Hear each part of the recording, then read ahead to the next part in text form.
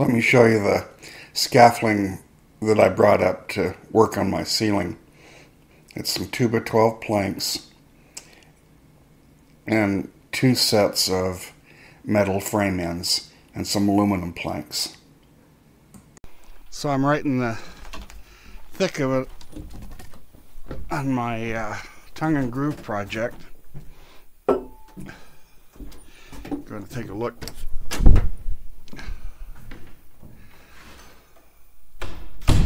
Put in some scaffolding.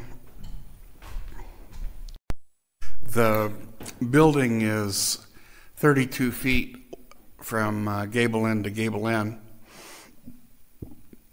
and the scaffolding is 10 foot wide, which leaves just a little over 10 feet between the metal scaffolding and the wall.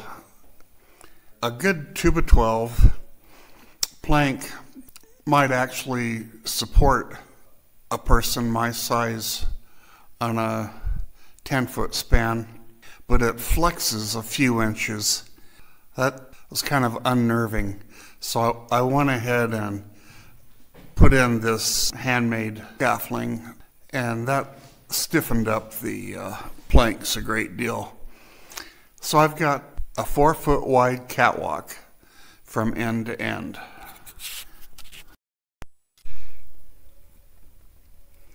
When I was a younger man, I used to run around on planks that were just 10 or 12 inches wide. That'd be one of these boards. This is 4 feet wide. I think of it as a catwalk for seasoned citizens. It's wide enough that an old guy can get up here with his cane, or even a walker. You could use a walker up here. My brother came up to give me a hand. Ken built his own place over on the coast. Thank you. And we both started out life helping our father build a cabin on the upper end of the Snake River.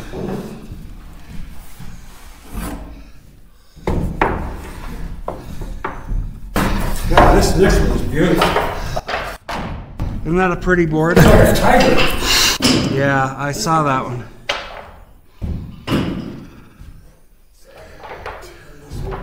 I ought to hang that one over the living room. Wow, this is amazing.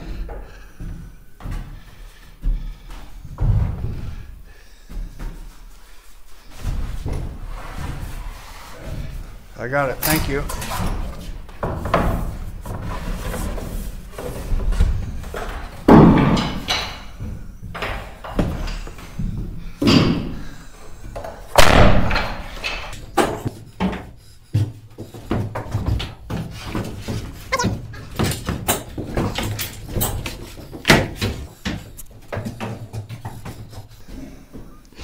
Those 14-foot planks are a challenge to manipulate down there now with all our scaffolding.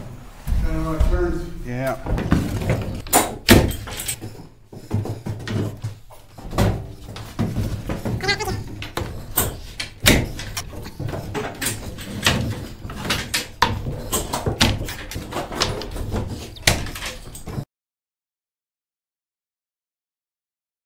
And that ought to do it. Well, I'm thinking I may want to leave a couple down there for some table saw work. Okay. The last row.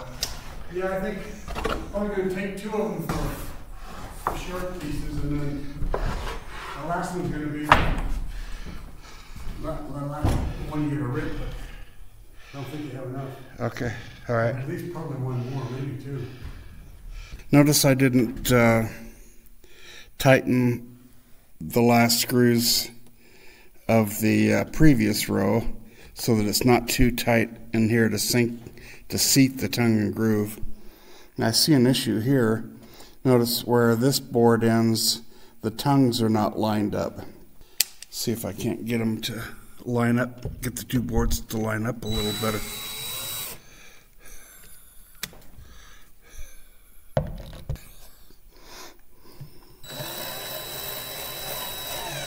There.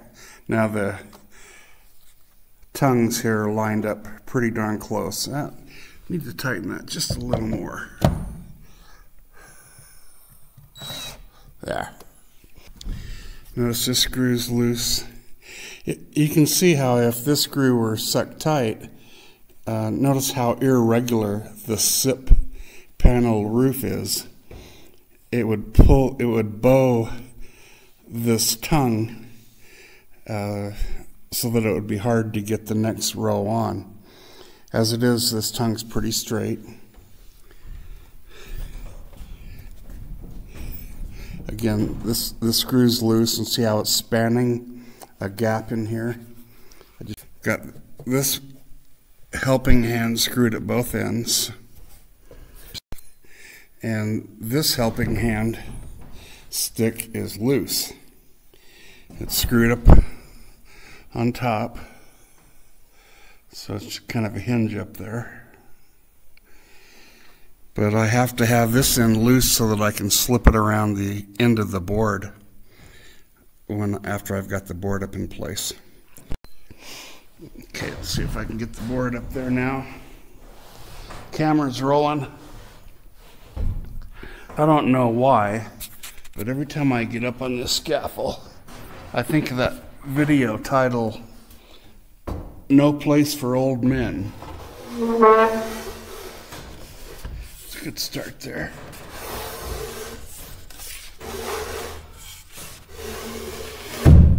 All the way down there. Now I'll reach up and grab this stick that pivots down here. Now if I just hold it, see that, just one-handed, get my handy dandy drill,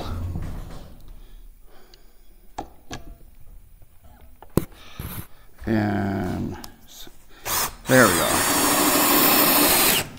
Yeah, board's up there. You can see that I've got to seat the joint now. If you can see it, I've got about 1/4 of an inch of gap here in that TNG joint. So I'll put my block up here and give it a whack. No more gap. See how tight? And the block will also hold it down for me. So as I work my way down, smacking the board, it doesn't bounce up. Gosh, this board's nice and true.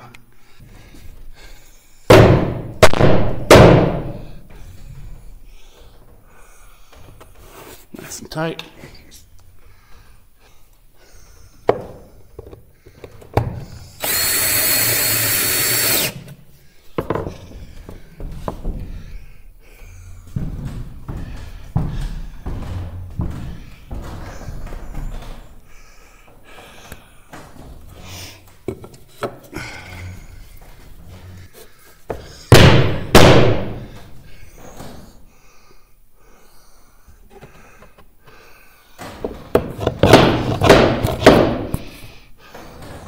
There, that closed it up, tapping it easy so that it didn't bounce from the blow. And now it's seated all the way down. And I can go along and put my fasteners in it.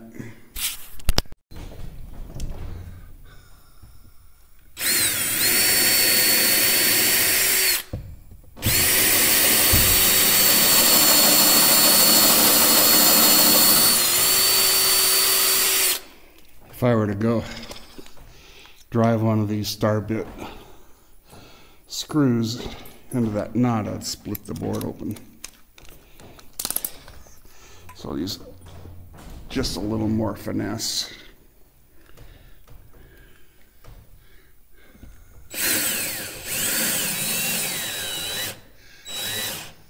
Okay, and I'll tighten that when after I've got the next layer on. I've got my super clever drill holder here. Little hook I made for my overalls. I probably should patent that baby. Okay, let's see if I can get this board up here.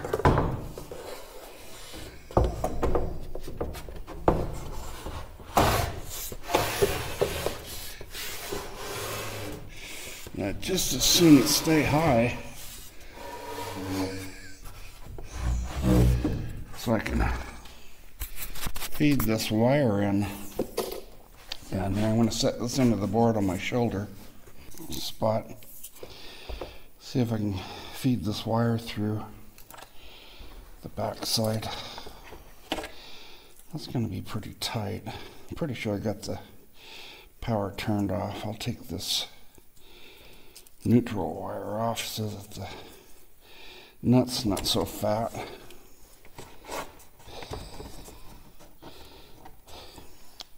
Put that in my mouth.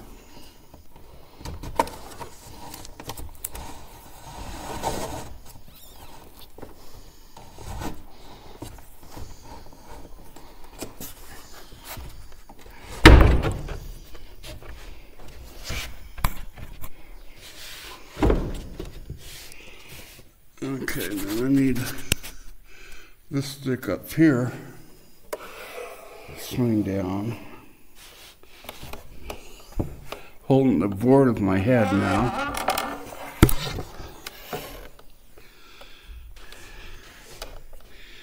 And I'll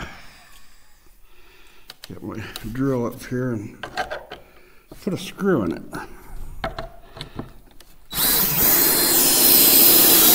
Okay, it's up. Just dropped my drill. Got so excited there. So now I can go along and seat this joint. Looks like I gotta work on it right here. Oh, there we go. And I gotta tighten up this butt joint. I can usually get these short pieces up without the aid of one of these helping hand sticks, so I'll just push it out of the way. And see if I can get this in here.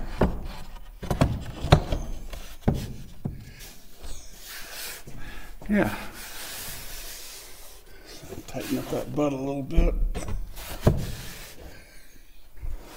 Looking good. If I can just tap it gently. Seated here. You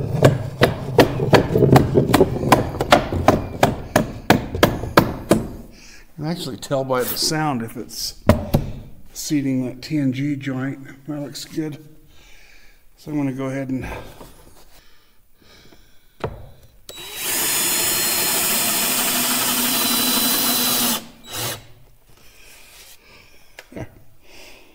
once one screws in one of these short boards, it'll stay up there for me.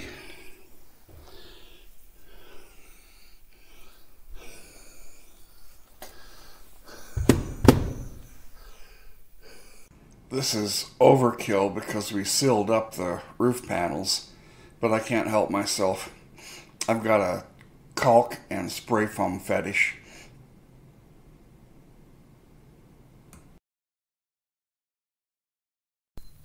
This block is the same width as all my other TNG material. And if I set it in place, you can see that it's about an inch shy of this ridge beam. There's a gap there. And of course the quick and easy solution is throw a piece of trim up there and cover the gap. But I don't think I'll do that. As unquick and easy as it may seem, I'm going to go ahead and just stretch the planks that'll fill this last row up against the ridge beam. I'm going to just stretch them out about an inch. since I have to make up this last row of TNG planks anyway, I'm going along and taking a measurement because I want the finished look to be just like that. I don't want any gap, I don't want any trim, I just want it to be a clean finish. So I'm going along, taking careful measurements, making notes, and I'm going to cut that last row so that it's just the right width to fill this gap.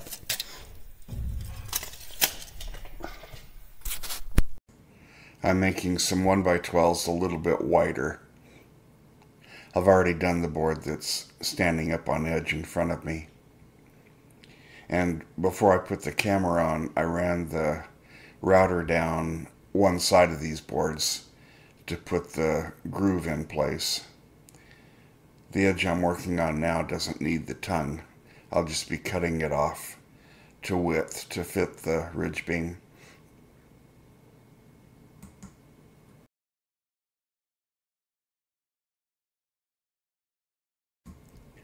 Adding some glue. I was lucky to find this little bottle of glue. I didn't know that I had any up here.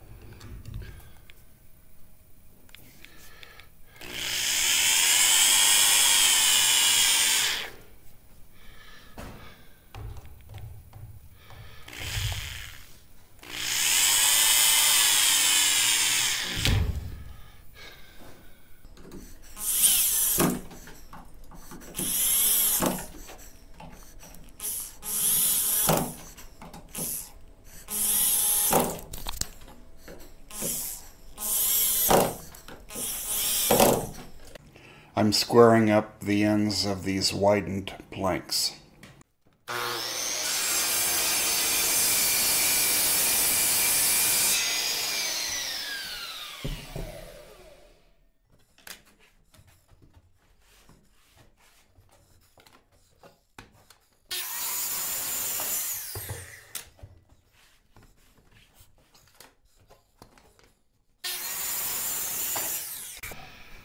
I experience deja vu when I do a lot of this stuff.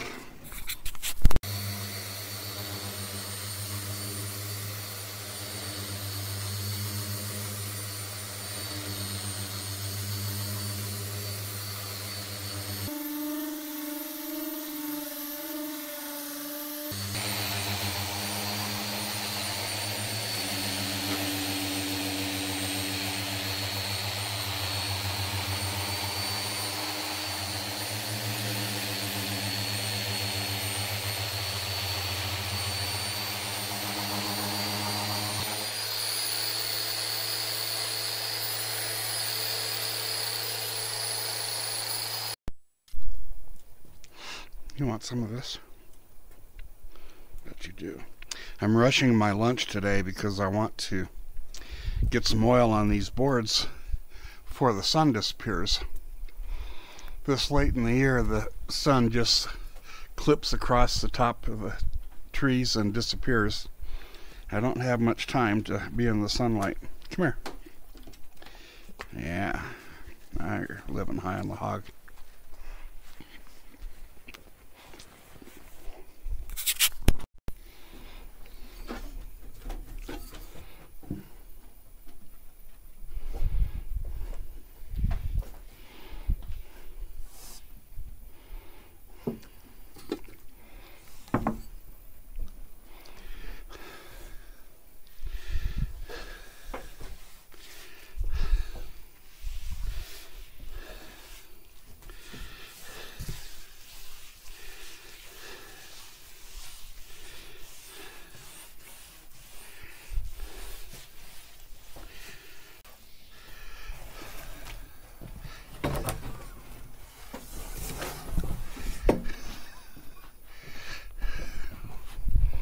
In fact, I haven't got any sun hardly over here. Try this spot.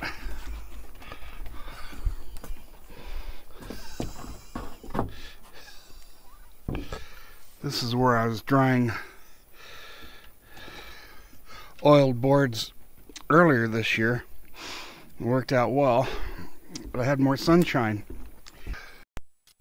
Okay, I've got 3 grooved planks. Don't have a tongue on the one side, just the groove, that have been widened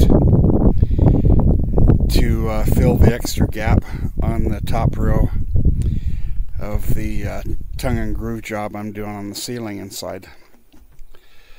So hopefully these will dry tonight. So I'm transferring the measurements that I took off of my ridge beam up on the scaffold to the board that I'm preparing, and I've gone along, put dots at each measurement, and they're not the same. For example, I went from 5 5/16 to 5 3/8 here. So now I'm going to connect the dots with a straight edge.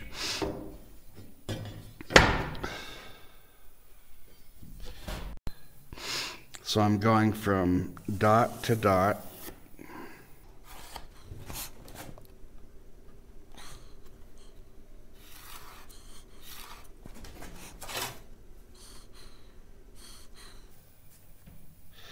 Using a nice sharp pencil.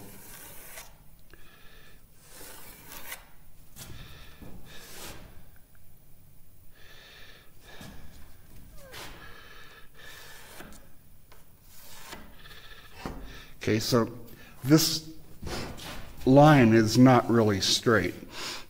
It follows the contour of the ridge beam. So I can't cut it with my saw guide, with my regular straight edge.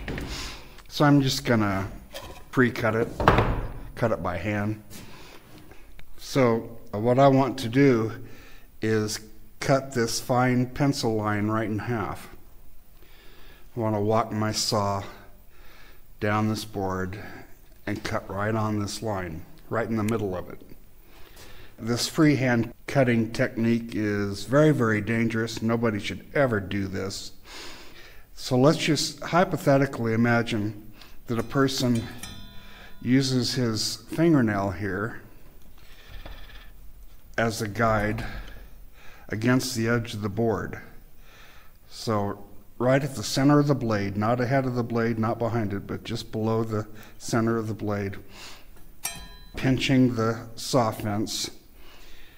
By adjusting the pressure of my finger against the edge of this board, I can control exactly where the blade goes.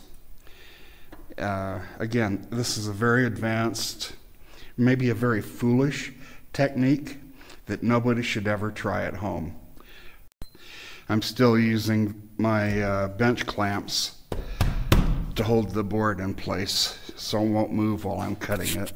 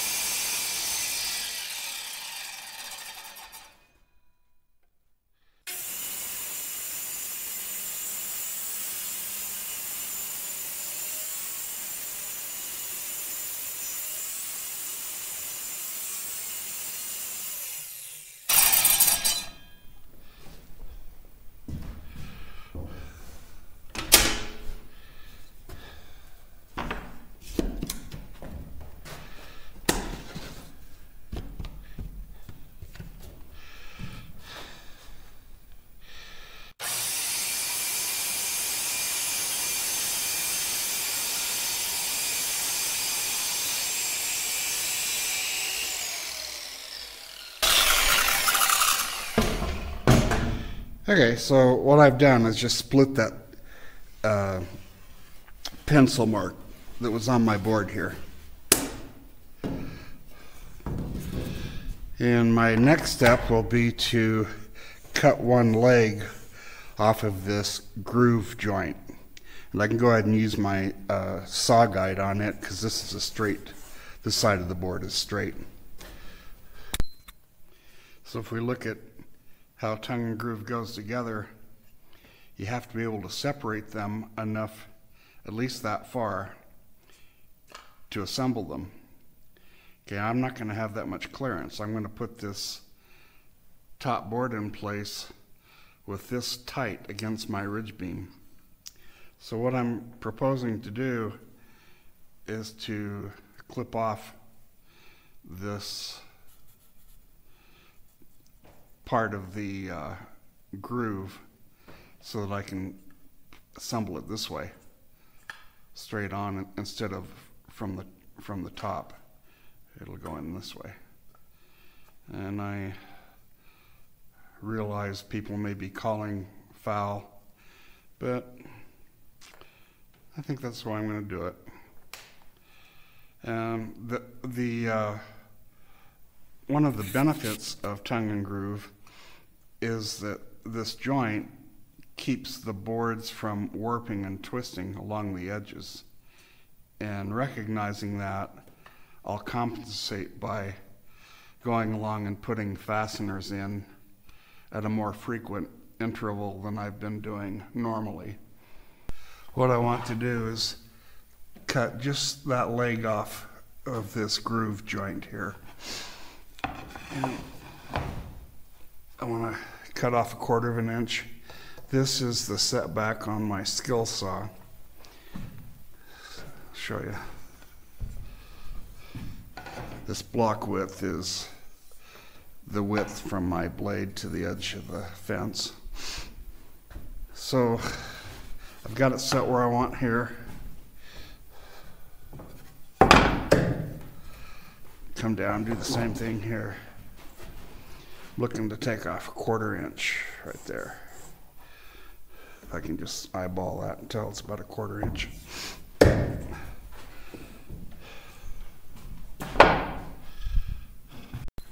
And I want the blade depth set just below this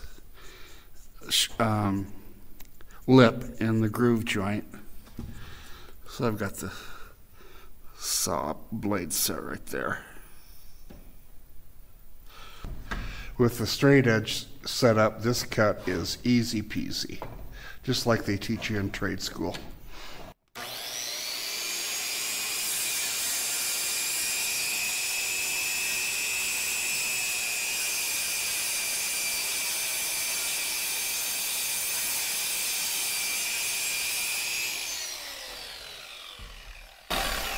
There, one tongue and groove joint without one side of the groove. So I've got one highly modified piece of tongue and groove. It's got the spacer glued on the edge here to make it wider. And one of the sides of the groove joint has been cut off.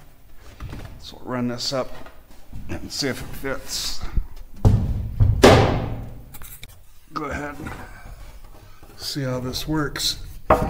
This is something I've never done before. All experimental. So there's no guarantees whatsoever.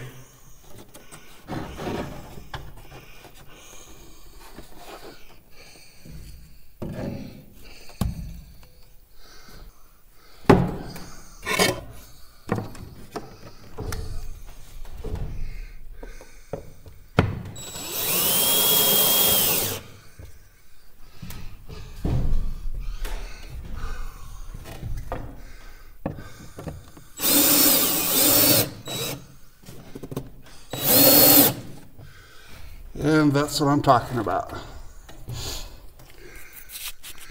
This is what I'm after. A nice tight joint here. And I challenge you to notice that extra piece of wood I glued on the edge of this board up against the beam. It just kind of disappears. And we're 20 inches away from that joint. Imagine what it would be like trying to see my little piece of handiwork from down there.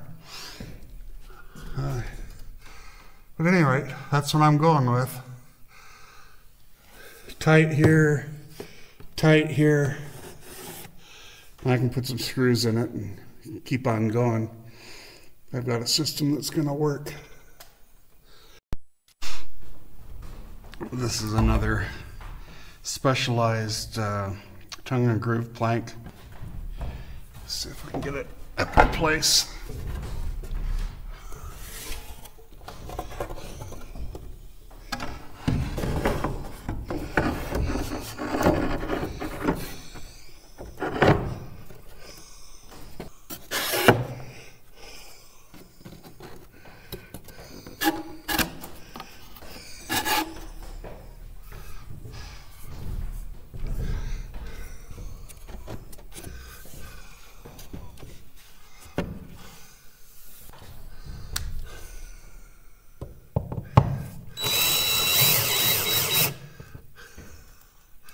Looks like this end's going to go in fine. This other end, I don't know. Take a look. I don't think it's going to go.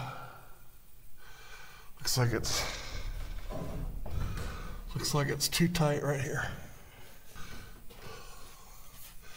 So I'll put a pencil mark on it where it needs to be.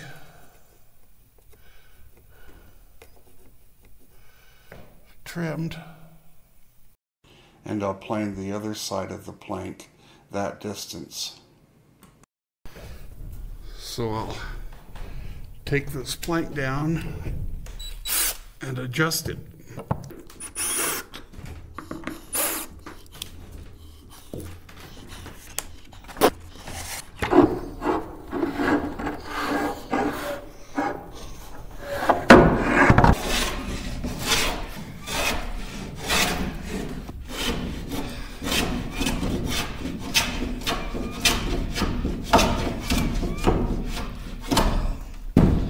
I want to be careful not to knock this piece off right here.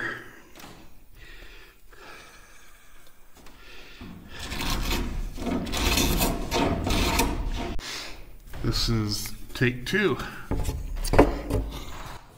A drawback to working alone is not having anyone else to blame things on when it doesn't fit.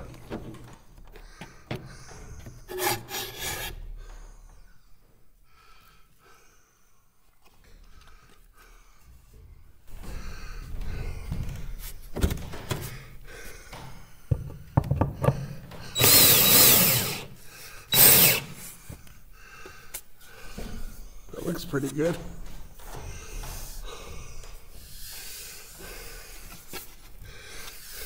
Nice and tight all along here. That's what I'm after. Yeah. What's wrong with that? I'm gonna take my camera off here and make sure we get in this. Looks good.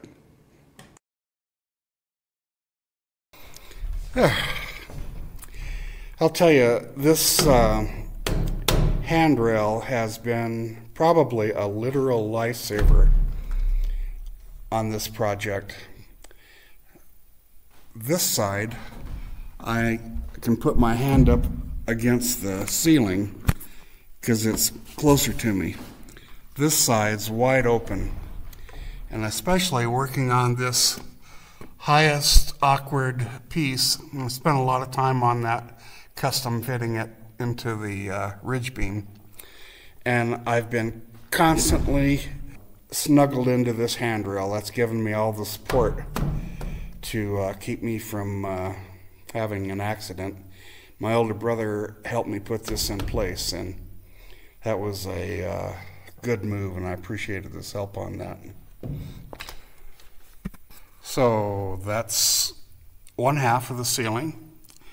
covered with tongue and groove planks.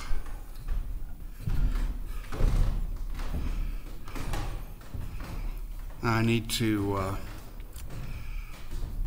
remove my scaffolding, and I'll set up below to cut up some, or to manufacture some more tongue and groove over here on my workbench. Here's some views without the scaffolding in the way.